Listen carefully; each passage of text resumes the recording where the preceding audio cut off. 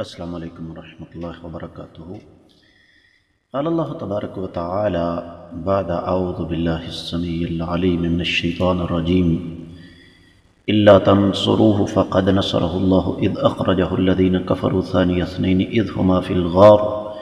اذ یقول لصاحبه لا تحزن ان اللہ معنا فأنزل اللہ سکینته علی رسوله فأنزل الله سكينته عليه وأيده بجنود لم تروها وجعل كلمة الذين كفروا السفلى وكلمة الله هي العليا والله عزيز حكيم۔ معزز خواتین و حضرات، اللہ مالک العلم رب الجلال والاکرام کی توفیق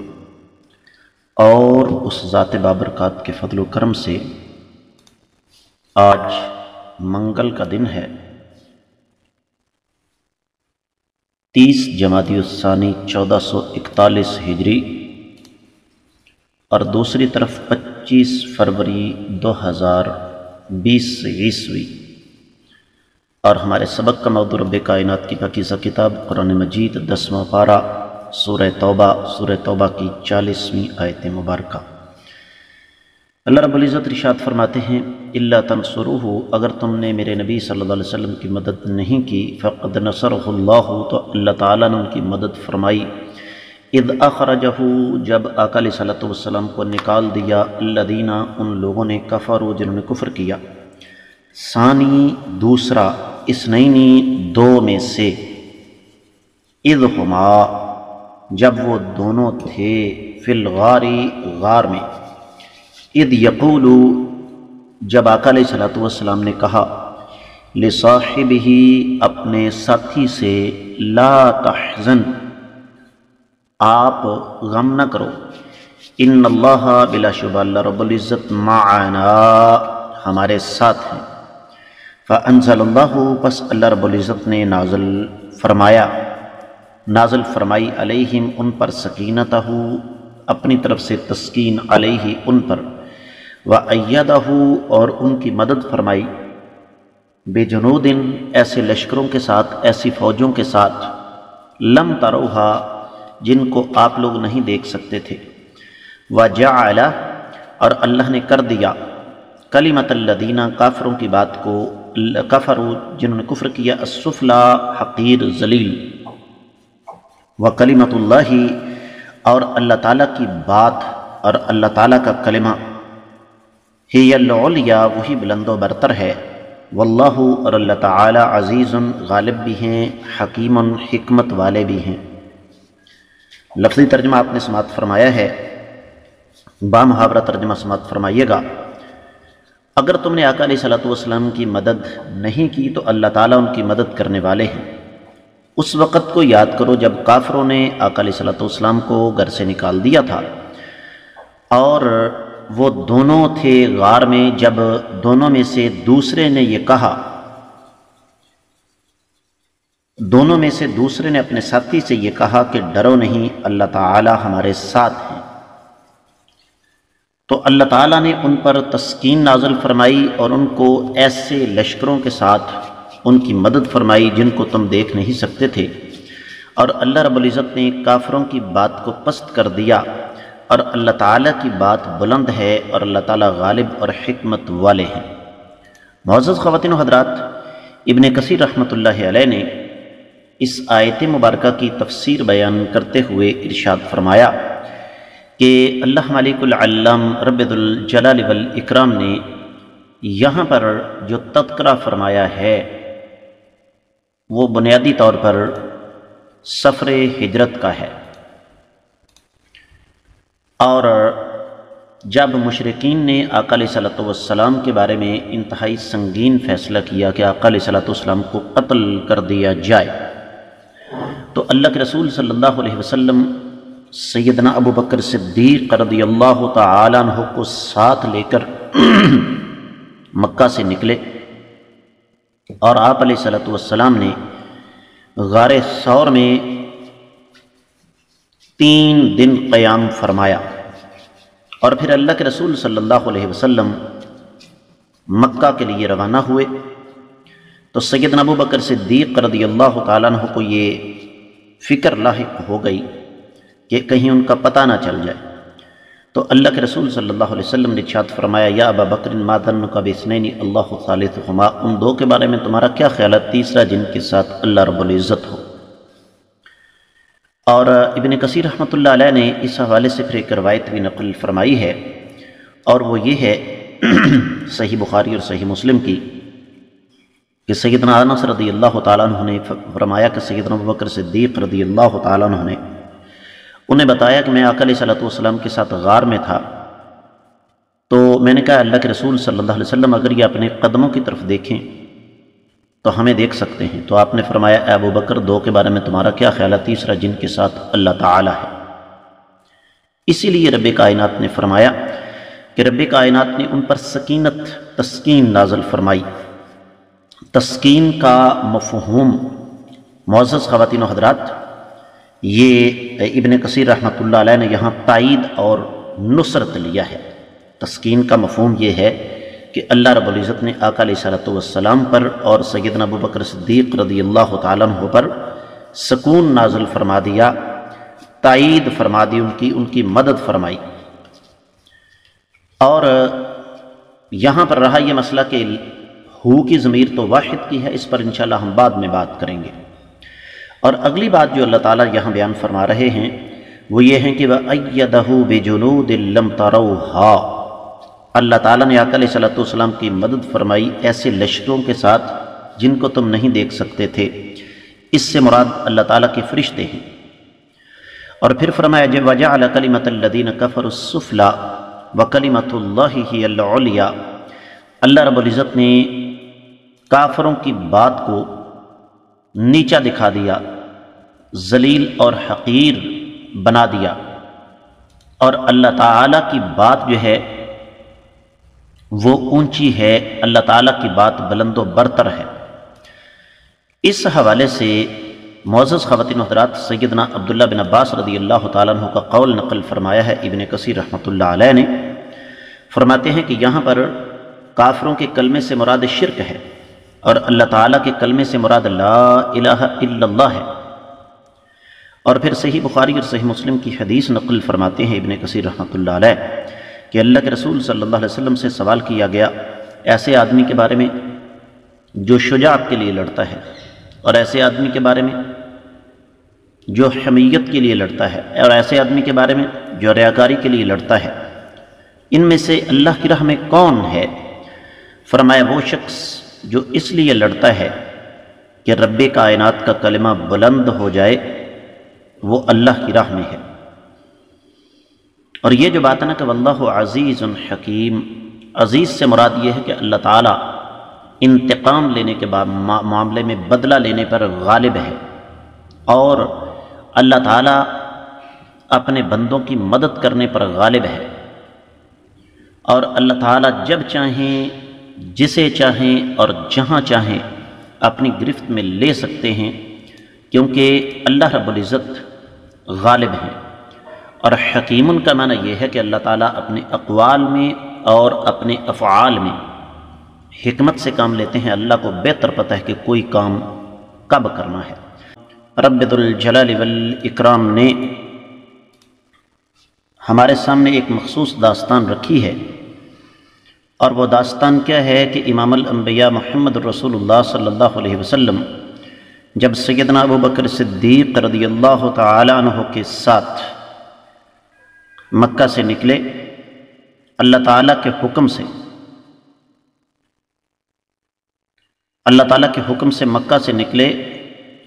اور اہل مکہ کے شر سے بچنے کے لیے آقا علیہ الصلوۃ والسلام نے غار کے اندر پناہ لی۔ اور ظاہر سی بات ہے خطرہ تو ہر وقت موجود تھا، تو جب مکہ والے عین اللہ کے رسول صلی اللہ علیہ وسلم کے اوپر پہنچ گئے، اور یہ میں بتا دوں کہ یہ جو غار ہے غار ثور، یہ ذہن میں رکھیے گا کہ اس میں اترنا پڑتا ہے، اس میں داخل نہیں ہوا جاتا، یہ بات ذہن نشین کر لیجیے۔ تو سیدنا ابوبکر صدیق رضی اللہ تعالیٰ عنہ نے اس موقع پر یہ ارشاد فرمایا کہ اللہ کے رسول صلی اللہ علیہ وسلم یہ اپنے پاؤں کی طرف دیکھ لیں تو ہم پکڑے جائیں گے۔ تو نبی کریم صلی اللہ علیہ وسلم نے جو تاریخی الفاظ ارشاد فرمائے وہ کل کے سبق میں آپ سن چکے ہیں۔ تو اہل علم یہ کہتے ہیں کہ رب کائنات نے دراصل اس آیت مبارکہ میں بھی مسلمانوں کو جہاد کی ترغیب دلائی ہے، لیکن ساتھ یہ بھی بتایا ہے کہ اللہ رب العزت بے نیاز ہیں، اللہ تعالیٰ کو کسی کی مدد کی ضرورت نہیں۔ اگر تم لوگ کائنات کے امام صلی اللہ علیہ وسلم اور اللہ تعالیٰ کے دین کی مدد کرو گے تو اس میں تمہارا اپنا فائدہ ہے، لیکن اگر تم ایسا نہیں کرو گے تو اللہ تعالیٰ کا کسی قسم کا کوئی بھی نقصان نہیں ہے۔ اس کی وجہ اور اس کا سبب یہ ہے کہ اللہ تعالیٰ اس بات پر قادر ہیں کہ غیب سے اپنے نبی صلی اللہ علیہ وسلم کی مدد کر سکیں۔ اور پھر رب کائنات نے وہ داستان ہمارے سامنے رکھی ہے کہ جب اہل کفر نے نبی علیہ الصلوۃ والسلام کو نکلنے پر مجبور کیا۔ اب یہاں پر جو ایک اور چیز ہمارے سامنے آتی ہے وہ ہے سیدنا ابوبکر صدیق رضی اللہ تعالیٰ عنہ کی عظمت۔ پہلی چیز تو یہ کہ نبی رحمت صلی اللہ علیہ وسلم نے اپنی مبارک زبان سے یہ ارشاد فرمایا، بلکہ رب کائنات نے ارشاد فرمایا کہ ثانی اثنین، دو میں سے دوسرا۔ اس کا مفہوم بہت وسیع ہے، لیکن میں انتہائی اختصار کے ساتھ یہاں عرض کرنا چاہوں گا کہ اللہ تعالیٰ یہاں بتانا یہ چاہتے ہیں کہ جس طرح اللہ مالک العلم رب ذوالجلال والاکرام کی رحمت کا سایہ اپنے نبی صلی اللہ علیہ وسلم پر تھا، اسی طرح اللہ تعالیٰ کی رحمت کا سایہ صدیق اکبر رضی اللہ تعالیٰ عنہ پر بھی تھا۔ اور پھر ایک اور لفظ ہے اذ یقول لصاحبہ، جب کائنات کے امام صلی اللہ علیہ وسلم نے اپنے ساتھی سے کہا، تو قرآن نے صدیق اکبر رضی اللہ تعالیٰ عنہ کو نبی رحمت صلی اللہ علیہ وسلم کا ساتھی قرار دیا ہے۔ اور چاند کا تھوکا منہ پر، آج اگر کوئی بدبخت اٹھ کر اس ہستی مقدسہ کی شان میں گستاخی کرتا ہے یا کرتی ہے تو یقیناً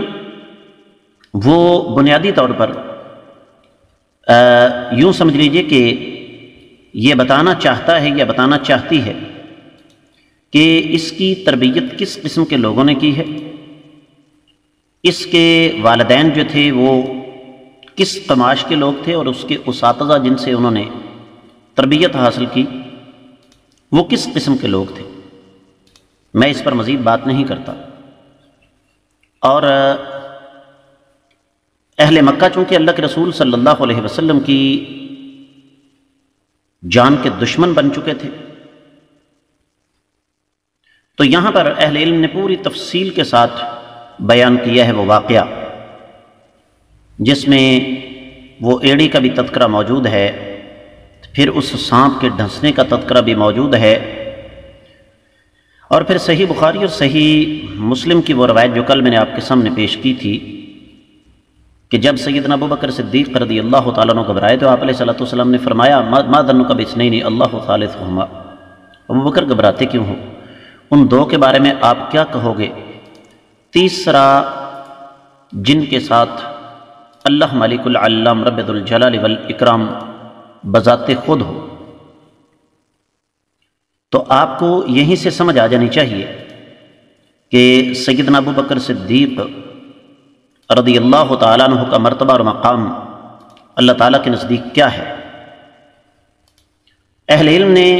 اس حوالے سے بڑا کچھ کہا ہے، تفسیر کی کتابوں میں سیدنا ابوبکر صدیق رضی اللہ تعالیٰ عنہ کے وہ اشعار بھی موجود ہیں جو اس موقع پر انہوں نے کہے، جن کا خلاصہ یہی ہے کہ عرش والا رب جانتا ہے کہ مجھے اپنی جان کی ذرا برابر بھی کوئی فکر نہیں، بلکہ اصل فکر مجھے یہی ہے کہ رب کائنات نے جو مجھ پر ذمہ داری لگائی ہے کائنات کے امام صلی اللہ علیہ وسلم کی حفاظت، مجھے کہیں اس میں سے کوتاہی نہ ہو جائے۔